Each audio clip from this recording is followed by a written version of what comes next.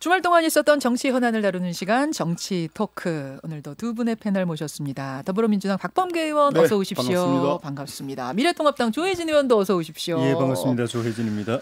아, 지금도 비 오나요? 밖에? 아주 조금씩. 조금씩. 예. 아, 이번 주 이제 월요일이 비가 내리면은 마음도 분주하고 몸도 분주하고 막 이렇잖아요. 근데 이번 주는 국회도 정말 예, 분주할 것 예, 아주 같아요. 바쁜 한 주간 내내 말입니다. 우선 국회 얘기 나누기 전에 지난 목요일에 국회에서 있었던 이번 주 국회 얘기 나누기 전에 지난 목요일 국회 얘기부터 잠깐 하고 가죠. 그 국회를 방문한 한 남성이 문재인 대통령을 향해서 신발을 던지는 일이 있었습니다. 이 남성 경찰에 붙잡혔고요. 신발 왜 던졌냐 묻자 문재인 대통령이 모멸감과 치욕감을 느꼈으면 했다. 이렇게 답을 했습니다. 경찰은 사안이 중대하다고 판단해서 구속영장을 신청했는데 통합당은 영장 신청 자체를 비판하고 나섰네요. 조혜진 의원님, 비판하신 이유는? 지금 그 사건 이후로 좀 정부 정책에 항의하는 이 시민들이 신발 던지는 게 지금 점점 이제 무슨 그 패러다임처럼 가고 있는 것 같아요. 그래서 그 경찰이 영장이 기각되긴 했지만은 영장 청구를 구속 영장 청구를 하는 걸 보고 또 업무방해죄 건조물 침입죄인가 그렇게 해서 구속 영장까지 청구하는 걸 보고 이게 군사정부 때 사실 이게 국가보안법으로 처벌하고 싶은데 그 해당이 안 되니까 흔히 했던 게 도로교통법, 집시법 위반으로 그랬었죠, 그때. 그게 다시 연상이 되는 그런 상황일 정도로 경찰이 지금 사실 과잉 대응하고 오버하고 있다는 느낌이 드는데. 아, 군사정부 시절이 떠오를 정도셨어요? 다 기억하지 않습니까, 그거? 그래서 저는 이게 우리 문재인 대통령님의 도량을 보여주는 시금석이라고 봅니다. 이런 류의 그러니까 그 대통령에 대한 정치적 항의 표시로 신발 던지고 물병 던지고 계란 던지고 정치 지도자들에 대해서 대통령뿐만 아니고 이런 건 흔히 있는 일이었고요. 다른 나라 예를 들 것도 없이 이명박 대통령 때만 하더라도 현직 판사가 대통령 보고 카카새끼 짬뽕이라고 입에 담을 수 없는 그걸 SNS에 올렸는데도 그냥 지나갔습니다. 꺼내주시네요. 처벌 안 하고 지나갔습니다. 제 기억에도 대통령께서 그 국회 연설하러 오셨는데 그 로텐더홀에서 당시 민주당 또 야당 당직자 또 보좌관들이 막 욕을 했어요. 그 옆에서 다 들었는데 그거 다 넘어갔습니다. 그렇게 하는 거거든요. 근데 대통령께서 지금 아무 말씀 안 하고 계시니까 경찰들이 대통령 심기를 어떻게 읽었는지 모르겠지만 과잉하고 있는데 제가 대통령 입장이라면은 처벌 안 했으면 좋겠다. 처벌 바라지 않는다. 먼저 말씀하셨어야 된다. 처벌 바라지 않는다. 이건 우리 정부에 대한 항의나 불만의 표시이기 때문에 오히려 그런 걸 계기로 해서 우리가 다시 또 잘할 수 있는 계기로 우리 자신을 돌아보고 그렇게 삼겠다 하면 그 오히려 대통령 박수 받으실 겁니다. 박범계 의원님. 일단 지금 아까 무슨 짬뽕 말씀 그리고 욕하는 말씀 이런 것들은 과거에 있었죠. 그것과 대통령을 향해서 신발을 던진 행위는 구별돼야 된다고 생각을 하고 정치적 반대 의사 표시의 자유는 있습니다. 그건 보장돼야 되고 대한민국이 자유민주적 기본 질서를 근간으로 하는 나라이기 때문에 얼마든지 정치적 반대 표현할 수가 있어요. 그런데 이번에 이제 경찰이 신청을 했고 검찰이 영장 청구권자니까 검찰이 청구하고 법원이 이제 구속의 필요성과 상당성이 없다. 그래서 이제 기각을 했는데 제가 보기에는 검찰이나 경찰, 법원이 각 국가기관들이 그들은 각자의 그들의 일을 한 걸로 저는 평가를 합니다. 말과 행동으로 일종의 테러를 한 것은 다르다라고 보시는 그렇습니다. 거예요? 다르고 그것에 대해서 경찰은 엄중하게 본 거고 법원은 말 그대로 이제 상당성이라는 이름으로 영장을 기각을 했는데요.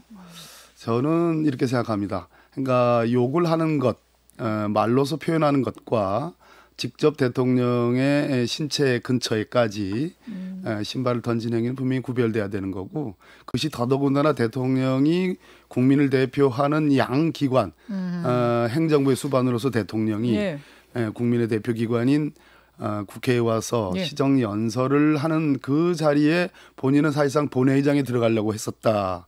또 대통령에게 뭐라 했습니까? 모멸감과 치욕감을 느끼게 하고 싶었다. 만약 그게 신발이 아니었고 다른 것이었더라면 어땠을까? 일부 야당을 지지하는 분들이 이런 얘기를 합니다.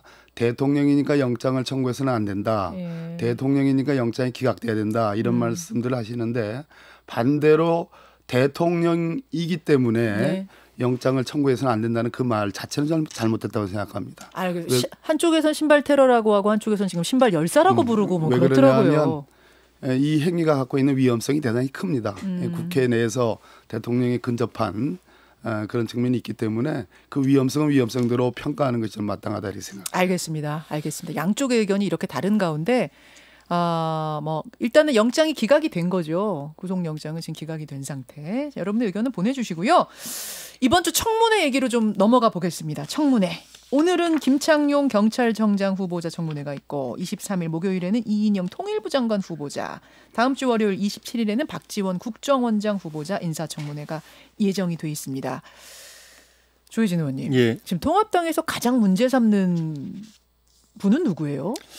뭐 개인 따라 다르겠지만은 제가 볼 때는 박지원 국정원장이 아닐까 생각을 하고 있습니다. 여전히 부적격이다라고. 저는 청문위원이 아니지만 저도 임명 초기부터 비슷한 입장이었는데 박지원 전 의원을 국정원장에 임명한 대통령의 뜻은 제가 볼 때는 원포인트 미션입니다. 그러니까 북한하고 비밀 협상을 해서 한 2-3달 안에 미북 정상회담이나 남북 정상회담을 빨리 열었으면 좋겠다는 그 하나의 미션인 것 같아요. 그 하나 임무를 특수 임무를 부여해서 그걸 하도록 임명을 한 것 같은데 그런 대북 비밀 협상이면 대통령 특보 정도 직함으로도 충분히 할 수가 있습니다. 근데 국정원장이라는 거는 국정원이라는 조직을 이끌어가는 수장인데 국정원의 그 핵심 업무가 대공, 방첩, 대테러, 또 사이버 안보 이런 국가 안보 전반에 우리 최일선에서 일하는 보루입니다. 근데 그 기능들은 우리 박지원 전 의원님의 경험이나 이 경력하고 별 관계가 없어요. 전문성이 없는 분입니다. 정보위에서 오래 활동하셨잖아요. 정보위에서 활동했다고 대테러 업무 지휘하고 대공 방첩 지휘하고 사이버 안보 지휘하고 하실 수가 있습니까? 뭐 상임위에서 했다고 그러면 기재위원 했으면 기재부 장관 될 수 있다는 이야기고 그걸로 부족하다. 국방위원 했다고 국방장관 될 수 있다는 거. 그건 고도의 전문성이 필요한 데입니다. 약간 좀 보편적인 부서도 있을 수 있지만은 국정원, 국방부, 기재부 이런 데는 법무부 이런 데는 고도의 전문성이 필요한 데입니다. 상임위원 하는 거하고 그 부처에 수장되는 건 완전히 다르고 특히 국정원은 더 그렇습니다. 이분이 그렇게 되게 되면은 나머지 기능들이 어떻게 될지가 걱정되는 거죠. 그분은 아마 대북 협상에 집중할 텐데 국정원장이라는 자리, 국정원 조직이라는 자리가 그 일 하는데도 아닐 뿐더러 만약에 국정원장 또 국정원 조직 이걸 이용해서 만에 하나라도 편법적으로 북한이 바라는 그런 대북 지원을 모색한다라고 하면은 저는 굉장히 위험한 접근 방식이고 잘못하면은 과거에 문제됐던 대북 불법 송금 같은 그런 제2의 불법 송금 사태가 터질 수도 있는 위험성이 있기 때문에 저는 잘못된 인사라고 지금도 생각합니다. 그러면 지금 뭐 주말 동안 논란이 됐었던 채무 5천만 원 빚 있는데 안 갚았다 이런 거는 두 번째 문제라고 생각하시는 거예요? 그것만 놓고 보면 일단 외형상으로는 대여 형식을 취했는데 그 뒤에 보면은 진행된 상황을 보면 이게 정여가 아닐까 하는 그런 의심도 들고 만약에 정여라고 할 때 그게 어떤 뭐 정치 후원의 이 의미로 정의를 한 것 같으면 법적으로도 문제될 수 있기 때문에 이건 좀 규명될 필요가 있는 부분이라고 생각합니다. 자, 박범계 의원님. 좀 얘기가 좀 길어져야 되겠습니다. 주호영 원내대표께서 적과 내통했던 사람이라고 표현 안 하고 적과 내통하는 사람 그런 사람 임명하는 것은 개념부터가 잘못됐다. 그렇게 말하셨더라고요. 현재 진행형으로 얘기를 하셨어요. 지금 청문회 앞두고 하신 말씀이니까 적과 내통하는 사람이라 하면은 국가보안법상 회합 통신을 했다는 얘기인가요? 그럼 국가보안법 위반으로 고발을 하시든지 저는 오히려 이 말씀 자체가 참 제가 아는 박지원 전 대표님인데요. 제가 뭐 같이 일도 했고 오랜 동안 법사위에서도 같이 했습니다. 예. 본인이 아마 인사청문 대상자가 아니었으면 본인이 고발을 하셨을 거예요. 그런데 이제 그런 재발 방지책을 만들어 달라, 그런 거 하지 말라, 색깔론으로 그렇게 사람을 명예를 모욕하지 말라, 훼손하지 말라, 이런 대응을 하셨는데 아마 속 터질 일이라고 저는 생각을 하고. 고발하셨을 것 같다. 혹시 전화라도 좀 이렇게 뭐 취재라도 해보신 건 아니에요? 적과 내통하는 사람이라는 게 얼마나 무서운 얘기예요. 대한민국에 적과 내통하는 사람은 법상으로는 그렇지 않습니까? 뭐 정상회담을 한다든지 그 내통이라는 표현도 맞지 않지만 근데 그 말씀은 너무 과했다. 제가 아는 주호영 원내대표는 판사 출신의 참 점잖으신 분인데 이 자리에 앉아서 같이 하셨잖아요. 그렇게 친하게. 근데 그건 잘못됐고 지금 조혜진 의원님 말씀 중에 대한민국에서 현재 안보의 일선은 국군이 지킵니다. 예. 국방입니다. 그러나 그것을 위한 여러 가지 소위 뭐 말씀하신 것처럼 안보와 관련된 또 방첩, 대테러 등등은 국정원이 수행을 합니다. 그런데 현재 대한민국에서 가장 안보 위험 요소가 뭐예요? 북한입니다. 지난 2년 동안에 평창 동계올림픽 이후에 2년간의 평화를 우리가 평화인 줄 모르고 너무 거기에 안존했어요. 그래서 끊임없는 노력들을 했어야 되는데 지금 제가 보기엔 그저께 지금 김정은 위원장이 당 중앙 군사위원회도 열고 뭐 전쟁 억지력을 향상시킨다 이런 얘기도 하고 그러고 있지 않습니까? 예. 그런 측면에서 국정원이 할 수만 있다면 지금 남북 간에 벌어지는 안보 위험 요소들을 미리미리 제거하고 또 거기에 기여할 수 있는 역할이 있으면 굉장히 좋겠다. 다행스러운 거는 얼마 전에 김여정 부부장이 수많은 나쁜 얘기를 했으나 김정은 위원장의 어떤 군사행동을 보류시키고 대남 직접적 비난을 하고 있지 않은 이 상황에서 어쨌든 박지원 지금 내정자가 과거 6.15 정상회담의 주역이었고 또 그때 대북 송금 문제로 진짜 갔다 오시지 않았습니까? 그렇죠. 갔다 왔어요. 근데 그것 때문에 또 할 거다. 이 얘기는 제가 보기에는 경강부회고 오히려 그때 불법적인 요소를 잘 알았기 때문에 그런 불법을 저지르지 않으면서도 북한과의 여러 가지 평화를 위한 교섭 또 핵을 제거하기 위한 여러 가지 다방면의 노력을 저는 할 수 있다는 측면에서 잘된 인사고 국민들이 그 측면에서 굉장히 높은 점수를 줬어요. 그런데 그렇게 그냥 함부로 그렇게 강하게 얘기하시니까 참으로 유감이고 두 번째는 그 채무 문제 있지 않습니까? 채무 5천만 원. 예. 그 속을 어찌합니까? 그런데 중요한 것은 5년 전 아무리 가까운 사람으로부터 받은 돈이라 하더라도 또 박지원 대표가 갖고 계신 재산이 있다 하더라도 사람 개인 간의 어떤 거래 관계라는 것은 그렇게 단정적으로 얘기할 수 없는 거예요. 중요한 거는 5년 동안 이것을 차용금으로 즉 채무로서 국회의원으로서 재산 등록 신고를 다 했다. 그 점이 굉장히 중요하기 때문에 재산 등록은 다 한 거예요. 다 신고한 거예요. 다 신고한 겁니다. 안 그렇기 때문에 특별히 뭐 정치적 공세야 할 수 있겠지만 제가 보기엔 특별히 문제가 되지는 않는다고. 법적으로 문제될 부분은 그렇습니다. 없다. 조혜진 의원님. 대북 협상 부분에 있어 가지고는 저는 이렇게 우리 남북 관계가 비밀 협상 위주로 너무 진행되어 온 게 6대 정권이 이런 게 국민적 차원에서 대북 협상을 해온 게 아니라 정권적 차원에서 해왔다는 그런 중대한 흠결이 있었거든요. 그게 박정희 정권 때도 마찬가지고 박 대통령 때도 남북 협상을 이후라 경보부장을 시켜서 했지 않습니까? 그렇죠.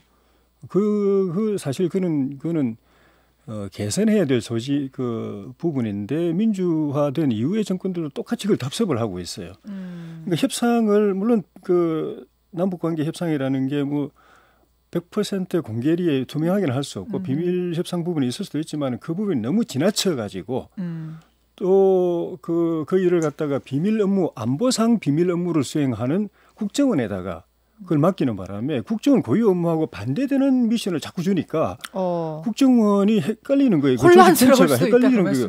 어떻게 보면 우리는 간첩 잡는 게 핵심인데 간첩일 수도 있고 또 간첩을 내려보내는 사람들하고 친밀하게 기속말 주고받으면서 대화하고 짠 건배하고 이렇게 시키니까 본인도 국정수장도 헷갈리지만 그 조직 전체가 헷갈리는 거예요. 그래서 제가 그 대북 협상이 시작된 김대중 정부 때 제가 개인적으로 받은 제보 중에 간첩을 못 잡는다 우리가 국정원이 그러니까 대공파트에서 일하는 수사관으로 일하는 사람이 저한테 와서 한숨 푹푹 쉬면서 하소연을 했습니다. 아니, 간첩 잡는 파트에서는 간첩 잡고 대북 어떤 화해 어떤 협력들을 해야 되는 파트에서는 하고 그렇게는 안 돼요? 그래 해야 되는데 나눠서? 그래 해야 되는데 그렇게 안 한 거죠. 안 하기도 하고 대북 협력 또 협상 파트는 사실 저기 원칙론적으로 말하면 통일부가 앞장서야 될 부분입니다. 통일부를 왜 둡니까? 그런 일을 하라고 두는 건데. 공조해서 뭐 갈 수 있다 이런 거 아닌가요? 정하는 거는 실질적인 일은 예, 대북 협상은 국정원이 하고 통일부는 뭐 통일부는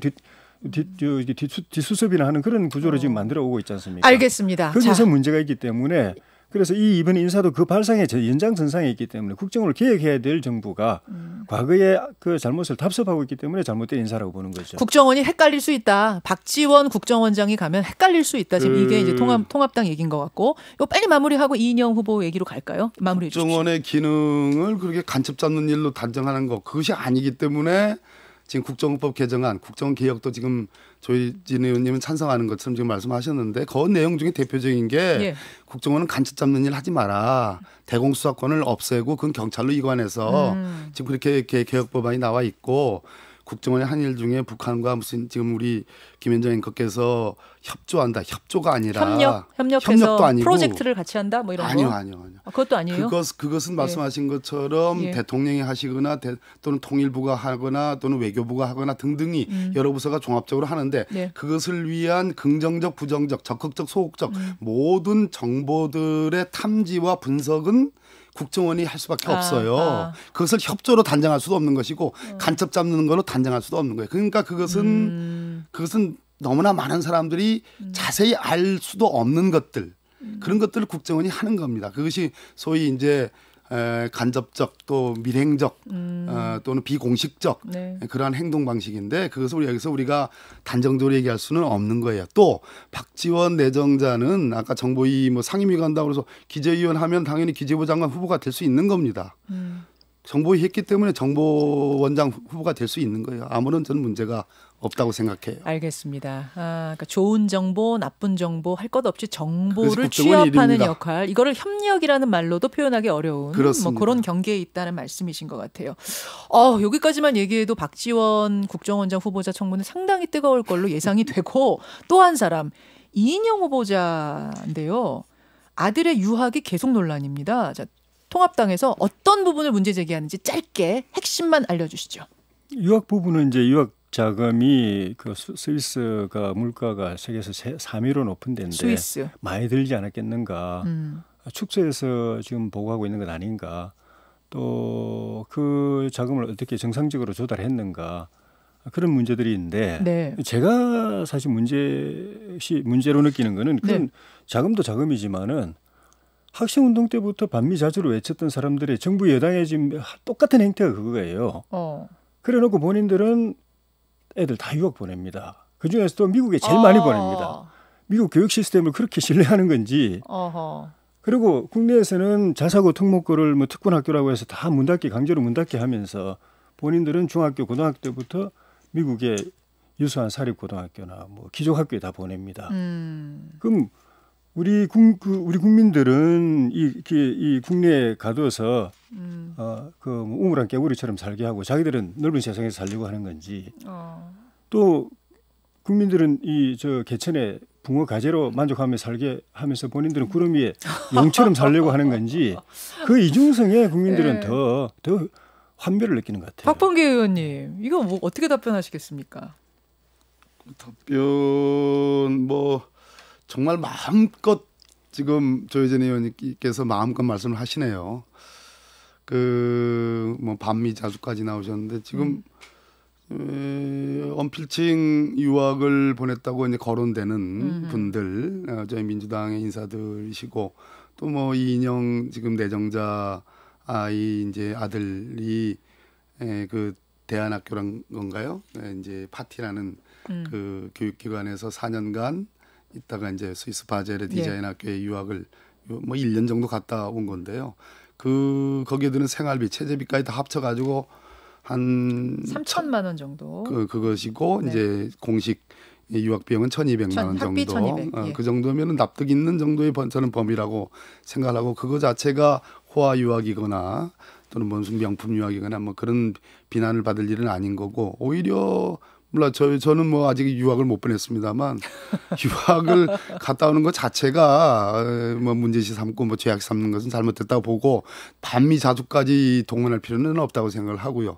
더욱 중요한 것은 통일부 장관 지금 내정자에 대한 인사청문회를 하는데 정말로 이번에는 남북관계에 관해서 이인영 장관 후보자가 얘기를 했어요. 당장 8월 달에 한미 연합군사훈련을 전략적인 측면에서 접근할 필요가 있다. 이게 굉장히 중요한 얘기인데 김정은 위원장이 보통 사람 아니지 않습니까?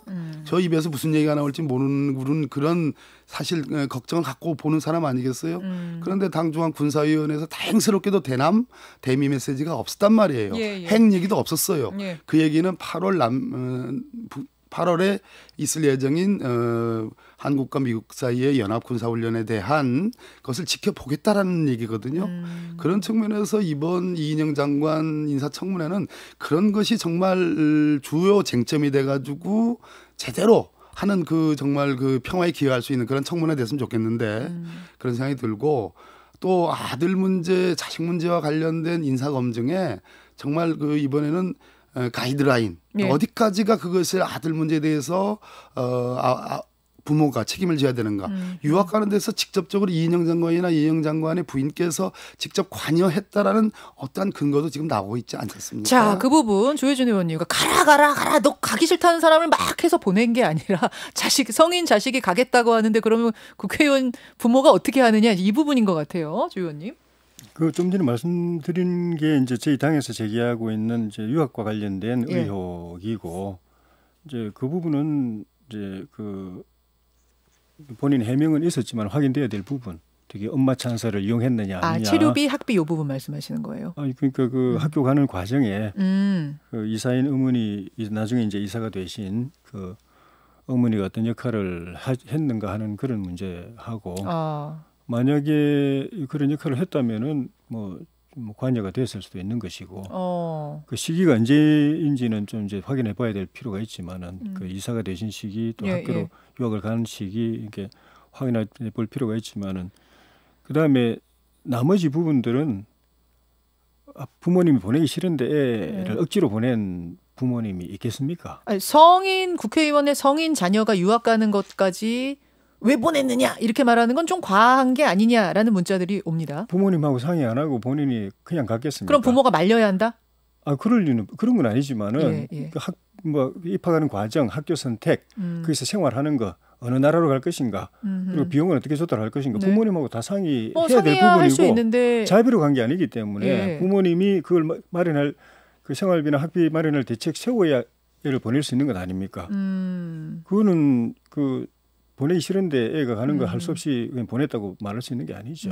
그러면 이제 보내는 그 자체를 좀 국회의원의 자녀로서 너는 좀 국내에서 공부를 해야 된다 이렇게 말렸어요. 권유했어야 된다고 보세요? 보세요? 저 그렇게 생각 안 합니다. 국회의원이든 평범한 국민이든 자식 사랑은 똑같은 거고 자기보다 나은 미래를 물려주고 싶은 거고 더 좋은 교육 받고 싶게 그렇겠죠. 받고 싶게 만들고 또 받고 싶게 만들고 싶은 게 부모 심정이고 글로벌 시대에 세계의 경쟁력, 세계를 무대로 해서 살아가는 자식을 보고 싶은 게 도와주고 싶은 게 기회를 주고 싶은 게 부모 마음이고 이런 측면이 있는 것 같아요. 그 부모 이제 그 얘기 좀 그만하시고 이런 측면이 있는 것 같아요. 아니 마무리는 지켜주세요. 그래서 제가 이제 보통 국민들은 그런 똑같은 소망을 갖고 있지만은 기회 없잖아요. 국민들이 느낄 박탈감을 좀 생각해달라. 저도 외국에 한 달만 가서 공부하고 싶었는데 저 외국 유학에 관해서는 굉장히 무식한 사람입니다. 한 달도 전에 외국에서 공부해볼 기회를 못 얻었어요. 그런 꿈이 있었지만 제 본인부터가 그렇고 다른 서민들은 오죽하겠습니까? 박탈감에 대해 얘기하시는 것 그런데 같아요. 그런 서민들이 갖지 못하는 기회를 가졌는데 그것이 정상적이냐 부모의 지위가 특권으로 작용하지 않았느냐. 알겠습니다. 그 부분에 국민들의 의심을 가지고 있으니까 깨끗하게 소명이 돼야죠. 알겠습니다. 박 의원님 30초. 통합당 의원님들이 이제 이런 문제들이 터지면 잠시 뒤에 할 이슈도 마찬가지인데요. 잣대를 여러 가지 방법을 동원하는데 저는 민주통합당이 과거에 겪어왔던 일관된 잣대를 가지고 저는 평가하는 것이 옳다고 보는데 어떤 경우에는 니네들은 예전에 학생운동한 사람이고 니네들은 무슨 시민운동한 사람이고 그래서 굉장히 맑은 사람들인데 그 맑은 사람을 기준으로 해가지고 어떤 평가하는 경우가 있고요. 그러면 통합당의 현 주소는 어떠냐라는 것에 대해서는 얘기 안 씁니다. 더더군다나 아주 심각한 거는 통합당의 전신으로 올라가면 옛날부터 민정당부터 쭉 내려오는 그 전신을 부정할 수가 없는 건데 그 과거에 민정당 시절에 그것을 하나도 완전히 극복하고 달라진 것이 없는데 과거의 기준은 마치 자기들과 무관한 기준인 것처럼 해서 그때 니들이 이렇게 했는데 그걸 가지고 비판하는 것은 저는 맞지 않다. 더더군다나 지금 글로벌 시대에 그러면 제가 한번 거꾸로 여쭤보겠습니다. 그 통합당 의원님들의 유학 문제, 아이들의 유학 문제에 대해서는 그러면 어떻게 지금 그런 어떤 관점을 갖고 계십니까? 근데 우리는 우리 당에서는 안 된다고 지금 생각하시는 거예요? 아니요, 우리는 그런 관점을 가진 적이 없고 민주당의 은행 일치를 요구하는 거죠. 과거부터 학생운동 때부터 지금까지도 정치인이 되고 50대, 60대가 된 지금까지도 반미, 미군 철수 이야기하는 사람들 많지 않습니까? 그러면서 자식들은 보통 국민들 보내지도 못하는 미국에 어릴 때부터 다 보내고 그리고 좀 전에 말씀하셨지만 학생운동, 노동운동, 시민운동, 정당 활동하면서 변변한 그 급여도 못 받아봤다. 나는 뒷거리 많은 그 급여 받으면서 봉사하는 마음으로 평생 살아왔다고 한 분들이 보통 사람들 보내지도 못한 그런 대학에 보냈을 때 국민들 의구심 안 가지겠습니까? 어떻게 해서 보냈을까? 그 비결 좀 알고 싶다. 그렇게 생각하는 거 아닙니까? 이 부분은 오늘 미리 보는 청문회였다고 저는 생각을 합니다. 아마 이 부분이 이인영 후보자 청문회, 박지원 후보자 청문회에서 상당히 논란이 될 것 같습니다. 일단 여기까지 두 분과 함께 화두를 꺼내는 것으로 하죠. 두 분 고생하셨습니다. 네, 수고하셨습니다. 박범계 의원, 조혜진 의원이었습니다. 김현정의 뉴스쇼는 청취자 여러분의 참여로 이루어집니다. 트위터, 페이스북, 레인보우 게시판, 그리고 단문 50원, 장문 100원의 유료 문자 샵 1212, 우물정 1212 통해 참여하실 수 있습니다. 김현정의 뉴스쇼, 여러분과 함께 만듭니다.